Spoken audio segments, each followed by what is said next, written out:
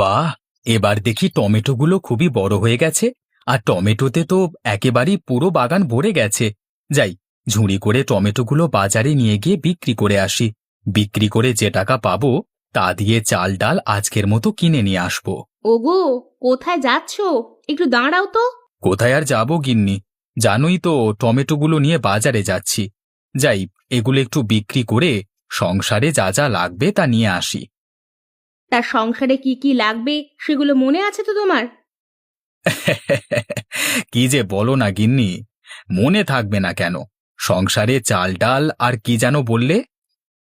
এই তো দেখলে, এখনই ভুলে গেছো। শোনো, চাল ডাল আর লবণ আনতে হবে। আরেকটা কথা শোনো, ওই টমেটো বিক্রির টাকা দিয়ে এত কিছু তুমি আনতে পারবে না।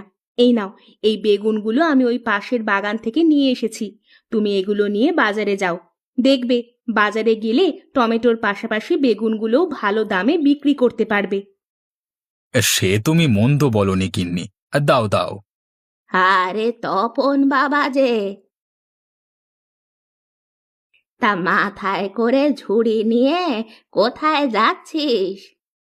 আর বলো না বুড়িমা, বাজারে যাচ্ছি টমেটো আর বেগুন বিক্রি করতে। আমাদের বাড়ির পাশের উঠানে টমেটো আর বেগুনের বাগান করেছিলাম বুঝলে। সেখানে অনেক টমেটো আর বেগুন হয়েছে, সেগুলোই বিক্রি করতে বাজারে যাচ্ছি।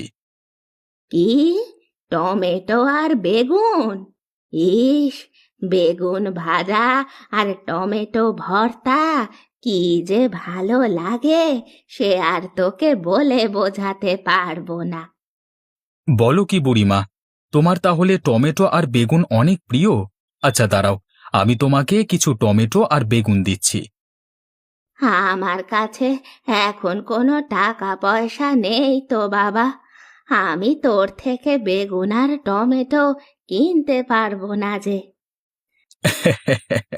কি যে বলো না বুড়িমা, তোমার কাছ থেকে আমি টাকা কেন নেব বলো তো? এগুলো তো আমার বাগানের সবজি, তাই তোমার থেকে আমি কোনো টাকা নেব না। তোমাকে আমি এগুলো এমনিতেই দিচ্ছি। আরে, টমেটো আর বেগুনগুলো তো দেখতে খুবই বড় দেখাচ্ছে।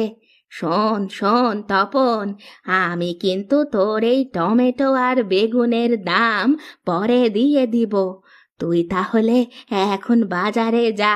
বেশি দেরি করলে আবার বাজারের হাট ধরতে পারবি না যে। হ্যাঁ বুড়িমা, তুমি ঠিকই বলেছ। তাহলে এবার আমি যাই গো। কি গো তপনদা, আজকে দেখছি সবজি বিক্রি করতে চলে এসেছো। তা আজকে কি মাছ ধরতে পারোনি নাকি মাছ